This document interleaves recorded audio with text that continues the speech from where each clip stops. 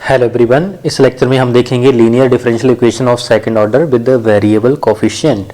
तो अगर मैं सेकंड ऑर्डर इक्वेशन की बात करूं और उसका जो कोफिशिएंट है उसको मुझे वेरिएबल रखना है, तो इस टाइप की स्टैंडर्ड इक्वेशन होगी D square Y divide by D x square plus P of X. पहले तो पी मेरा कांस्टेंट था, अब मेरा पी है coefficient of dy by D x, that is variable रखना था, इसलिए मुझे यहाँ पे फंक्शन ऑफ x लेना पड़ा, right. Plus q of x into Y that is equal to f of x। ठीक है, तो यहाँ पे सेकंड ऑर्डर है भाई, क्योंकि हाईएस्ट डेरिवेटिव कितना है इसमें 2 प्रेजेंट है, राइट। और मुझे इसको लीनियर रखना था, लीनियर इसलिए रखेंगे यहाँ पे p को हमें function of x alone he लेना पड़ेगा। अगर ये फंक्शन ऑफ y हो गया तो y आपका डिपेंडेंट वेरिएबल है, y की अगर इसके साथ मल्टीप्लिकेशन हो जाएगी तो इक्वेशन मेरी नॉन लीनियर हो जाएगी, राइट। तो लीनियर बनाना था, इसलिए आपके पास यहाँ पे जो भी मेरे पैरामीटर होंगे और उसको वेरिएबल भी रखना था। वेरिएबल रखने के लिए और लीनियर बनाने के लिए मुझे यहाँ पे p को फंक्शन ऑफ x लेना पड़ेगा। ग्रेट, क्लियर है इतनी बात। ये होगी आपकी journal standard journal second order differential equation, right. तो अगर मैं बात करूं इसकी क्लासिफिकेशन की, तो क्लासिफिकेशन इस की क्या है, ये मेनली 2 टाइप की होती है भाई। क्लासिफिकेशन में अगर मैं बात करूं, ये 2 टाइप की होती है। ये जो फंक्शन मैंने यहाँ पे f ऑफ x लिख दिया है, इस f ऑफ फंक्शन की वैल्यू अगर इक्वल टू 0 है, जब भी मेरी राइट हैंड साइड किसी भी इक्वेशन की 0 होगी उसको बोलते हैं होमोजीनियस इक्वेशन। लेकिन कौन सी है जी, लीनियर भी है और साथ में अगर राइट हैंड साइड 0 हो जाएगी तो क्या हो जाएगी राजी, बोलो बोलो, होमोजीनियस भी हो जाएगी। ठीक है, तो इस इक्वेशन को हम ऐसे भी लिख सकते हैं D square Y divide by D x square plus P X D Y divide by D X, हाँ जी, plus Q of x into by that is equal to 0। Clear, तो ये मेरी ये इक्वेशन हो जाएगी, this is non as linear. हाँ जी, लीनियर भी होगी और होमोजीनियस भी होगी। ठीक है, linear homogeneous differential equation. Clear, अगर राइट हैंड साइड मेरा इक्वल टू 0 नहीं है तो उस केस में मेरा क्या होगा, नॉन होमोजीनियस। अगर f of x is not equal to, f of x आपकी राइट हैंड साइड रिप्रेजेंट कर रही है, राइट। तो इसमें इस केस में मेरा पास क्या आ जाएगा, D square Y divide by D x square plus P X into D Y divide by D x plus, हाँ जी, q of x into Y divide by F of x। Clear, तो ये मेरी इक्वेशन लीनियर तो है, linear है, लेकिन कौन सी है, लीनियर नॉन होमोजीनियस। समझ पा रहे हैं वही point, that is non homogeneous equation. Clear, मैं अब कुछ एग्जांपल आपको बताता हूँ और आपने बताना है भाई ये आपकी लीनियर होमोजीनियस है या लीनियर नॉन होमोजीनियस है, राइट। मान लीजिए D square Y divide by D x square है plus X square D Y divide by D x plus 3xy that is equal to 0। ठीक है, तो जल्दी जल्दी में मैं लिख रहा हूँ और आपने देखो इसका क्या आंसर आने वाला है, D x square plus Y D Y divide by D x plus 5x square Y equal to 0। ठीक है, मान लीजिए मैं एक और एग्जांपल लिख लेता हूँ, D square Y divide by D x square E की power x into D Y divide by D x plus sine of x into Y that is equal to X square. एक equation और लिखते हैं भाई, D square Y divide by D x square plus X cube D Y divide by D x plus sine of y equal to 0। तो जल्दी से बताओ भाई क्या है, ये कौन सी इक्वेशन है, राइट हैंड साइड 0 है, मींस होमोजीनियस है, लीनियर है या नॉन लीनियर है भाई, इसका कोएफिशिएंट 1 है, इसका भी 1 है, तो ये हैगी है भाई ये है आपकी लीनियर होमोजीनियस। ठीक है जी, ये लीनियर और होमोजीनियस है। ये वाली बताओ जल्दी से, बाई और differential coefficient means dependent variable और डिफरेंशियल कोएफिशिएंट की प्रोडक्ट आ गई है, राइट हैंड साइड 0 है, तो नॉन लीनियर होमोजीनियस। ठीक है जी, डिग्री 1 है, इसकी भी डिग्री 1 है और आपकी प्रोडक्ट नहीं आ रही भाई, ना तो डिफरेंशियल कोएफिशिएंट की आपस में है, ना डिपेंडेंट वेरिएबल के साथ है, ना कोई ट्रांसकेंडल फॉर्म में आ रहा है, ना तो डिपेंडेंट वेरिएबल ना डिफरेंशियल कोएफिशिएंट, लेकिन right hand side not equal to 0 है। इक्वेशन तो लीनियर है लेकिन नॉन होमोजीनियस है। ठीक है, नॉन लीनियर नॉन होमोजीनियस। ठीक है भाई पॉइंट। नेक्स्ट देखिए भाई, ये नॉन लीनियर हो गया, नॉन लीनियर, लेकिन राइट हैंड साइड 0 है तो नॉन लीनियर होमोजीनियस। ठीक है, आप आइडेंटिफाई कर सकते हो भाई कि किस टाइप की इक्वेशन है। ठीक है, ये होते हैं ना जी आपके कोफिशिएंट, ये जो मैंने लिखा है ना order with variable coefficient, these are the meaning of coefficient. ये अगर कोफिशिएंट आपके कांस्टेंट होंगे तो second order with constant coefficient. ठीक है, तो ये चीज़ आपने याद रखनी है। ठीक है, अगर मैं ऐसे ही थर्ड ऑर्डर की इक्वेशन की बात करूँ, थर्ड ऑर्डर की जो स्टैंडर्ड इक्वेशन होगी for third order differential equation. ठीक है, तो तीसरे ऑर्डर की जो डिफरेंशियल इक्वेशन होगी वो क्या होगी, D cube Y divide by X cube plus P of X D square Y divide by D x square, मान लीजिए cube of X D Y divide by D x plus R X into Y that is equal to F of x. ठीक है, तो ये मेरे पास क्या हो जाएगी भाई, थर्ड ऑर्डर का इक्वेशन हो जाएगा। ठीक है, ऐसे ही आप इसका लीनियरिटी और नॉन लीनियरिटी भी बता सकते हो भाई। मान लीजिए मेरे पास एक इक्वेशन है D cube X divide by D T का cube plus 3t square into D square X divide by D T square plus, मान लीजिए आगे मैं ले लेता हूँ sine T into D X divide by D T plus 5t equal to 0। तो जल्दी से चेक करो भाई कौन सी इक्वेशन है, ये लीनियर है या नॉन लीनियर है, जल्दी से चेक करो। मैं एक इक्वेशन और लिख लेता हूँ भाई, d cube Y divide by D x cube plus sine y d square Y divide by D x square plus cos of x into D Y divide by D x minus y equal to 7। ठीक है, तो right hand side 0 है, means homogeneous है भाई। Homogeneous तो directly आप बता सकते हो, लेकिन आपने ये देखना डिपेंडेंट वेरिएबल x है, t तो इंडिपेंडेंट है, ये भी इंडिपेंडेंट है, तो ये आपकी लीनियर है और होमोजीनियस है। ठीक है, तो थर्ड ये सेकंड इक्वेशन देखिए क्या है भाई,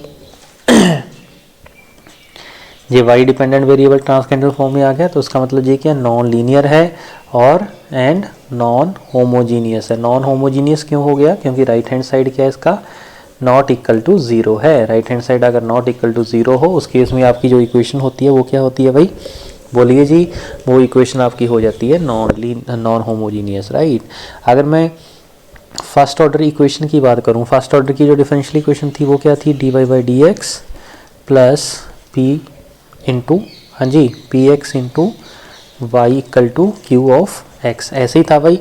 अगर मैं यहाँ पे एग्जांपल बोलूँ d Y by D x, ये सभी पॉइंट हर एक ऑर्डर की जो डिफरेंशियल इक्वेशन है सभी के लिए आपकी वैलिड होती है। ठीक है, तो बताइए जल्दी से ये वाली क्या है आपकी इक्वेशन, मैं सेकंड उतनी देर लिख रहा हूँ भाई, जल्दी से चेक करो, फिर मेरे साथ मैच करिए भी आपकी जो इक्वेशन है वो क्या है। ठीक है,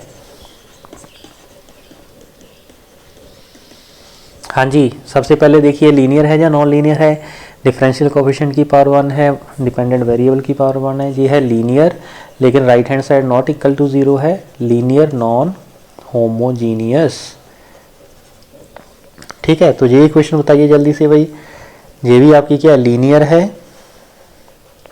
और होमोजीनियस है या non homogeneous, homogeneous, because right hand side क्या आपकी इक्वल टू 0 है। ठीक है, लेकिन इसका याद रखना ऑर्डर भी आपको पता होना चाहिए। ऑर्डर कैसे पता चलता है, हाईएस्ट डेरिवेटिव कितना है 1, linear homogeneous with order 1। Right, अब नेक्स्ट देखिए आपके डिपेंडेंट वेरिएबल की पावर 2 आ गई, इसका मतलब नॉन लीनियर है, लेकिन राइट हैंड साइड 0 है, नॉन लीनियर होमोजीनियस। ठीक है, first order non linear homogeneous differential equation. समझे मेरी बात, जैसे हमारा कोई नाम है ऐसे ही इसकी आइडेंटिफिकेशन है नाम के लिए। समझे मेरी बात। अब नेक्स्ट आपकी जो जर्नल इक्वेशन की अगर मैं बात करूँ, जर्नल आपकी जो इक्वेशन होती है सेकंड ऑर्डर की, उसकी हम बात करते हैं। ठीक है, तो लिखिए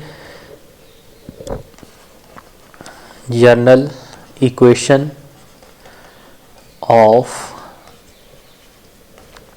सेकंड ऑर्डर डिफरेंशियल इक्वेशन। पहले तो हमने डिफाइन कर दिया था ना, जो मेरी इक्वेशन गिवन है वो क्या भाई लीनियर है, लेकिन अब हम जनरल इक्वेशन लिखना चाह रहा हूँ, वो आपकी लीनियर भी हो सकती है और नॉन लीनियर भी हो सकती है। ठीक है, d square Y divide by D x square plus, हाँ जी, यहाँ पे पी एक्स का फंक्शन भी हो सकता है, वाई का भी हो सकता है, या फिर दोनों का भी हो सकता है, d Y by D x plus q x comma y into Y that is equal to F of x comma y. Clear? तो आपको क्लियर है भाई, ये इक्वेशन आपकी लीनियर भी हो सकती है और नॉन लीनियर भी हो सकती है। ठीक है, तो लिखिए this is a general second order differential equation, ठीक है, विच मे बी लीनियर और नॉन लीनियर, राइट। ये लीनियर भी हो सकती है और नॉन लीनियर भी हो सकती है। ठीक है, अगर यहाँ पे सेम लिखते हैं, अगर f of x comma y equal to 0 हो गया तो ये कौन सी इक्वेशन हो जाएगी राजी? बोलो जी, homogeneous, right. Homogeneous if F of x comma Y not equal to 0, इसकी बात कर रहा हूँ राइट हैंड साइड की। ठीक है, तो अगर नॉट इक्वल टू 0 है तो ये क्या हो जाएगा? Non homogeneous. करेक्ट हो इतनी बात? तो आगे जो आपके काम की इक्वेशन है that is very important for GATE exam के लिए, वो है आपकी सेकंड ऑर्डर। ये यहाँ से आपका एक्चुअल टॉपिक स्टार्ट होता है। सेकंड ऑर्डर की डिफरेंशियल इक्वेशन है, कौन सी है भाई? लीनियर है। Linear differential equation with constant coefficient. ये आपके गेट में यहाँ से क्वेश्चन आएगा भाई, जो कि वेरी इंपॉर्टेंट है। ऊपर वाली जितनी भी हमने डिटेल में डिस्कशन की है उसमें से आपको इक्वेशन आइडेंटिफाई करना आ जाता है, लेकिन यहाँ से एक क्वेश्चन भाई 2 नंबर का कन्फर्म है, आएगा ही आएगा। ठीक है, second order linear differential equation with constant coefficient. ठीक है, अगर मैं स्टैंडर्ड इक्वेशन की बात करूँ तो स्टैंडर्ड इक्वेशन क्या रहेगा? D square y plus d x plus a naught. अब मैं यहाँ पे प्योरली कांस्टेंट लूँगा क्योंकि यहाँ पे कोफिशिएंट क्या आपके? Constant. D Y divide by D x plus यहाँ पे हम लेंगे a1 और यहाँ पे आएगा सिर्फ y that is equal to F of x. Correct हो इतनी बात? तो इसमें आपकी मेन बात ये है, जो भी आपका d divide by D x होगा उसको आपने रिप्लेस कर देना d के साथ, और D square divide by D x square है इसको हम रिप्लेस कर देंगे डी स्क्वायर के साथ। ठीक है, ये इंपॉर्टेंट है आपका भाई, इसमें हम ये चीज़ पुट करेंगे, आपको पता होना चाहिए। ठीक है जी, अब नोट करके पॉइंट डालिए, नोट करके कुछ साइड पे लिखते हैं, नोट करके पॉइंट डालिए जिसका मीनिंग आपको भाई क्लियर होना चाहिए। ठीक है जी, मान लीजिए मेरे पास एक डेरिवेटिव की टर्म है, उस डेरिवेटिव को हम क्या क्या लिख सकते हैं और क्या पढ़ना है क्या नहीं पढ़ना है वो आपको क्लियर होना चाहिए। ठीक है जी, तो सबसे पहले ये मेरे पास जो डेरिवेटिव होता है D divide by D x square. ठीक है, हम इसको डिफरेंशियल कोफिशिएंट में हम ऐसे लिख सकते हैं डी एक्स का स्क्वायर। ठीक है, और इसको ऐसे भी लिख सकते हैं D divide by D x into d divide by D of x. ठीक है, इसको डिफरेंशियल कोफिशिएंट बोलते हैं, राइट। इसको क्या बोलते हैं? Differential coefficient. लेकिन अगर कहीं पे ये चीज़ लिखी हो, ठीक है, इसको आप ऐसे नहीं लिख सकते D divide by D x इसकी स्क्वायर। ठीक है, ये आपका इक्वल नहीं होगा, दिस इज रॉन्ग, बिकॉज ये आपका सेकंड डेरिवेटिव रिप्रेजेंट कर रहा है, ये बोल रहा है फर्स्ट डेरिवेटिव करो उसका स्क्वायर कर दो, ये कभी भी इक्वल नहीं होते। लेकिन ये जो आपके डिफरेंशियल कोफिशिएंट होते हैं, ये आपके डेरिवेटिव को सेकंड ऑर्डर डेरिवेटिव है, ये क्या कर रहा है? सेकंड ऑर्डर का स्क्वायर, फर्स्ट एक बार डेरिवेटिव दूसरी बार डेरिवेटिव। ठीक है, जो कि आपका करेक्ट है। ठीक है, तीसरी बात, अगर मान लीजिए कहीं पे लिखा हुआ है d cube y divide by D x cube, हम इसको ऐसे लिख सकते हैं क्या? Into d divide by D x square. ठीक है, क्या ऐसे वैलिड होगा? ये भी आपका वैलिड नहीं होगा। ठीक है, लेकिन अगर यही चीज़ मैं डिफरेंशियल कोफिशिएंट की बात करूं, मान लीजिए D Q divide by D x cube है, ठीक है, तो इसको हम क्या लिख सकते हैं? D divide by D x into D square D x square. ठीक है, ये चीज़ आपकी वैलिड है, समझे मेरी बात। ऐसे ही आपको पता है डिफरेंशियल कोफिशिएंट को हम डी के रूप में लिख रहे हैं, इसका मतलब अगर यहाँ पे लिखा हुआ है डी क्यूब का स्क्वायर तो हम इसको डी की पावर 6 लिख सकते हैं, समझे मेरी बात। अगर कहीं पे लिखा हुआ है डी का स्क्वायर इंटू डी की पावर 3 तो हम इसको ऐसे लिख सकते हैं डी की पावर 5। समझे मेरी बात। तो ये कुछ पॉइंट वही आपके इम्पोर्टेंट है, तो इसको आपने ऐसे लिख लेना है, ठीक है जी। अब नेक्स्ट सुनिए, इसको मैं स्टैंडर्ड फॉर्म में कन्वर्ट कर रहा हूँ भाई। आपकी जो डिफरेंशियल इक्वेशन गिवन है, इसको आगे देखिए सिंप्लीफाई हम कैसे करते हैं। ये जो इक्वेशन है ना आपकी सेकंड ऑर्डर डिफरेंशियल इक्वेशन, यहाँ से कन्फर्म है भाई, एक क्वेश्चन आएगा ही आएगा, ठीक है। तो इसी फॉर्म में हम इसको पुट कर देते हैं भाई। तो यहाँ पे क्या आ जाएगा, D square plus a naught d plus a one, बोलो जी आगे क्या है, y that is equal to, हाँ जी बोलो। यहाँ पे मैंने एक गड़बड़ कर दिया भाई, हमने y को छोड़ दिया है, हमने तो सिर्फ डी वाई डी एक्स को ही d के साथ रिप्लेस करना था, इस टर्म को रिप्लेस करना है सिर्फ ये वाली टर्म को, ठीक है। इसको क्या पुट कर देंगे, डी स्क्वायर साथ में आ जाएगा y plus a naught d into y plus a one y that is f of x. यहाँ तक क्लियर है भाई। तो यहाँ पे लिख सकते हैं D square plus a naught into d plus a one, यहाँ पे है y that is equal to F of x, ठीक है। आपकी जो गिवन इक्वेशन थी उसको मैंने इस फॉर्म में कन्वर्ट कर दिया। इसको हम बोल सकते हैं function of d into Y that is equal to function of x, ठीक है। ये आपकी सेकेंड ऑर्डर की स्टैंडर्ड डिफरेंशियल इक्वेशन हो जाएगा। कौन सा, linear differential equation with coefficient, constant coefficient, ठीक है। और ये जो एफ ऑफ डी है आपका, ये जो एफ ऑफ डी है जिसकी वैल्यू आपके पास है भाई D square plus a naught d plus a one, इसको हम बोलते हैं भाई एक्सिलरी इक्वेशन, ठीक है। This equation is known as, this equation is non as, कौन सी इक्वेशन भाई, एक्सिलरी इक्वेशन, एक्सिलरी इक्वेशन। इसी इक्वेशन को हम क्या बोलते हैं राजे, एक्सिलरी इक्वेशन बोलते हैं। इसके बाद हम क्या करेंगे, we can find roots of auxiliary equation just as roots of quadratic equation.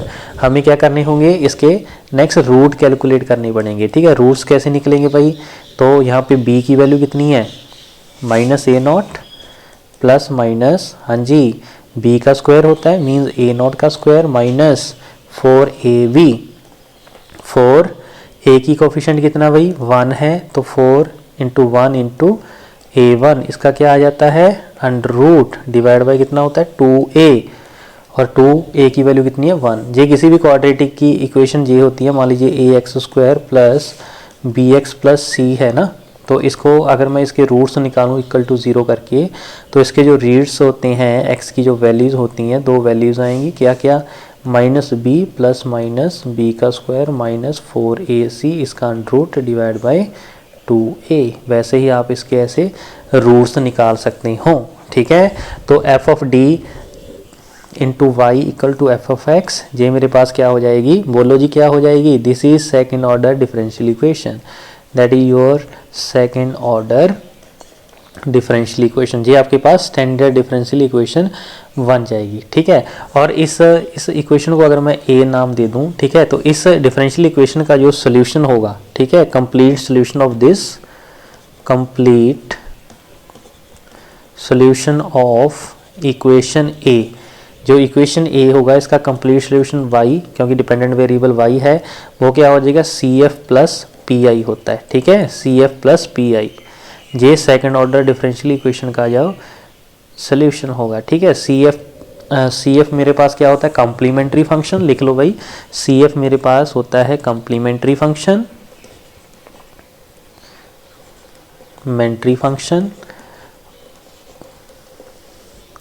और जो पी होता है, बोलो जी ये क्या होता है, that is your particular integral. Correct हो इतनी बात, तो इसको भी लिख लो, P I A your particular integral, ठीक है।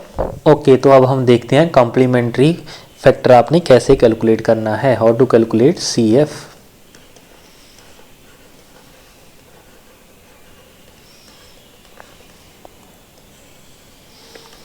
CF का सबसे पहले मीनिंग देख लेते हैं, CF का मीनिंग क्या होता है। कॉम्प्लीमेंट्री फंक्शन क्या होता है भाई, it is that part of complete solution which contains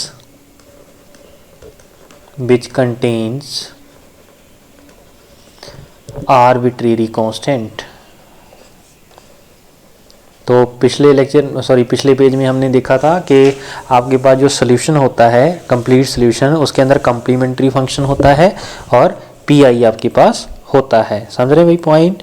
तो ये जो आपका सी एफ है, ये हम कैसे कैलकुलेट करते हैं, हमारे पास डिफरेंशियल इक्वेशन क्या आया था भाई, f of d into y is equal to F of x. ठीक है, सी एफ निकालने के लिए हम टू कैलकुलेट सी एफ हम क्या करते हैं, जो आपके पास एफ डी वाली इक्वेशन होता है इसको इक्वल टू 0 रख लेते हैं। ठीक है, जैसे ही इसको 0 रख लेते हैं तो इसके बाद हम डी के रूट्स निकालेंगे। ठीक है, और एक चीज़ और है, ये इंडिपेंडेंट होती है, independent on right hand side. ठीक है, right hand side F of x की वैल्यू कितनी भी हो इसको कोई मतलब नहीं है, इसका जो कैलकुलेशन है वो आपके पास एफ ऑफ डी को इक्वल टू 0 करके ही आपके पास निकाली जाती है। राइट, तो हमारा पहला स्टेप क्या होगा, जब भी सी एफ निकालना होगा एफ डी को इक्वल टू 0 रखेंगे and find its roots and find the roots. ठीक है, डी के हम रूट्स निकाल लेंगे। ठीक है, रूट आपके 3 कैटेगरी में हम इसको डिफाइन कर रहे हैं अभी। केस नंबर 1 वेरी इंपॉर्टेंट है भाई, गेट में यहाँ से क्वेश्चन आएगा ही आएगा, इसको अच्छे से समझ लो। ठीक है जी, बोलो जी, व्हेन रूट्स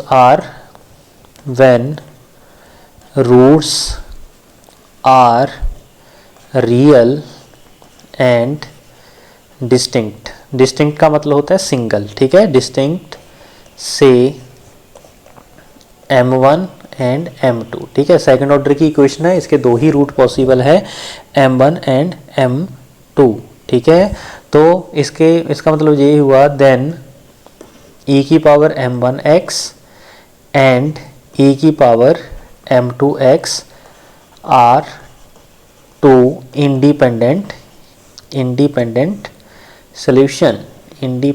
सोल्यूशन। ठीक है,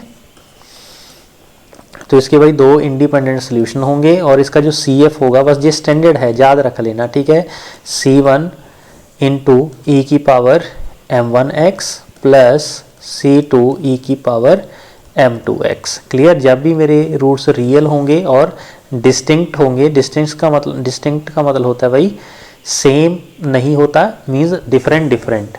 ठीक है, मान लीजिए 2 और 3 अगर रूट्स आ गए तो इसका सी एफ क्या हो जाएगा, C1 ई की पावर 2x प्लस C2 ई की पावर 3x। करेक्ट हो इतनी बात। ये जो e की पावर 2x है और e की पावर 3x है, इसको बोलते हैं इंडिपेंडेंट सोल्यूशन। क्लियर, कोई दिक्कत कोई परेशानी है तो बताइए भाई। ठीक है, जब भी रियल और डिस्टिंक्ट होंगे उस केस में आपके जो कॉम्प्लीमेंट्री फंक्शन है वो आपका C1 ई की पावर m1x प्लस C2 ई की पावर m2x हो जाएगा। क्लियर, सेकेंड केस इसका बनता है when roots are real, when roots are real and equal और इक्वल हो। ठीक है, मान लीजिए m और m आपके पास रूट आएंगे। ठीक है, उस केस में आपका जो सी एफ होगा that is equal to C1 plus C2x into E की power m of x। Very important. ठीक है, अगर मैं इसके इंडिपेंडेंट सोल्यूशन की बात करूं,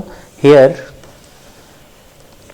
ई की पावर mx एंड जब इसके साथ मल्टीप्लाई करेंगे तो एक बन जाएगा x ई की power mx are the independent. ये क्या हो जाएंगे राजे, इंडिपेंडेंट सोल्यूशन। ये इसके वही इंडिपेंडेंट सोल्यूशन हो जाएंगे। ठीक है, तो केस नंबर 3 देखिए, जो आपकी केस नंबर 3 अगर आपके इमेजिनरी आ जाए, ठीक है, मीन्स कॉम्प्लेक्स आ जाए। ठीक है, व्हेन रूट्स आर कॉम्प्लेक्स, अगर रूट्स मेरे कॉम्प्लेक्स हो जाएं, से मान लीजिए मेरे पास अल्फा प्लस माइनस जे बीटा अगर आ जाए। ठीक है, जे रियल पार्ट है, जे मेरा क्या है, इमेजिनरी पार्ट है। उस केस में जो मेरा सी ऑफ एफ होगा, सी ऑफ एफ किसके इक्वल होगा भाई, c f of f that is equal to सबसे पहले ई की पावर अल्फा एक्स। अल्फा क्या भाई आपका, ये क्या आपका, बोलो जल्दी से, रियल पार्ट। ठीक है, तो इसको याद रख लेना भाई, तीनों केसों को, बहुत इंपॉर्टेंट है। C1 cos of beta x plus C2 sine of beta x. Clear, तो इस केस में अगर मैं इंडिपेंडेंट सोल्यूशन की बात करूं तो भाई कौन कौन से होंगे, ई की power alpha X into sine beta X and E की power alpha X into sine beta X, ये दोनों क्या हो जाएंगे राजी इसके इंडिपेंडेंट सॉल्यूशन, ये इसके इंडिपेंडेंट सॉल्यूशन हो जाएंगे। करेक्ट हुई इतनी बात। आगे देखते हैं calculation of P I, calculation of P I. ठीक है, तो कैलकुलेशन ऑफ पी आई भाई सबसे पहले हम केस नंबर 1 लेते हैं। केस नंबर 1, इसको दो कैटेगरी में डिफाइन कर रहा हूँ। When differential equation is homogeneous, अगर होमोजीनियस होगी, ठीक है, होमोजीनियस के केस में f of d into y, f x की वैल्यू क्या हो जाएगी 0 हो जाएगी। ठीक है, तो राइट हैंड साइड अगर इक्वल टू 0 है, इसका मतलब ये होमोजीनियस है, यही हमने भाई मीनिंग बताया था। तो उस केस में इसका जो पी आई होगा वो क्या हो जाएगा 0 होगा। ठीक है, जो पी आई होता है आपका वो totally depend upon the right hand side. ठीक है, तो राइट हैंड साइड अगर इसका इक्वल टू 0 हो गया, इसका मतलब इसका जो कंप्लीट सोल्यूशन होगा, कंप्लीट सोल्यूशन y, इसके अंदर c f plus p i थे ना, पी आई तो 0 होगा होमोजीनियस इक्वेशन का, तो ये सिर्फ और सिर्फ क्या होगा सी एफ होगा। ठीक है, complete solution is equal to complementary, किस केस में, if given differential equation is homogeneous, अगर डिफरेंशियल इक्वेशन होमोजीनियस है तो उस केस में भाई आपका जो कंप्लीट सॉल्यूशन होगा वो कम्प्लीमेंट्री फंक्शन के ही इक्वल टू होगा। करेक्ट हुई इतनी बात। तो इस लेक्चर में बस इतना ही था। ये तीनों केस आपने भाई वेरी इंपॉर्टेंट है, रियल और डिस्टिंक्ट हों, रियल और सेम हों, अगर कॉम्प्लेक्स हों तो उस केस में आपके सी एफ की वैल्यू क्या होगी। क्लियर। अब हम नेक्स्ट लेक्चर में कुछ क्वेश्चन आपको करवाएंगे, उसके साथ आपको आइडिया होगा कि कैसे आपने निकालनी है किसी भी चीज़ का सोल्यूशन। राइट, तो मिलते हैं नेक्स्ट लेक्चर में। Thank you.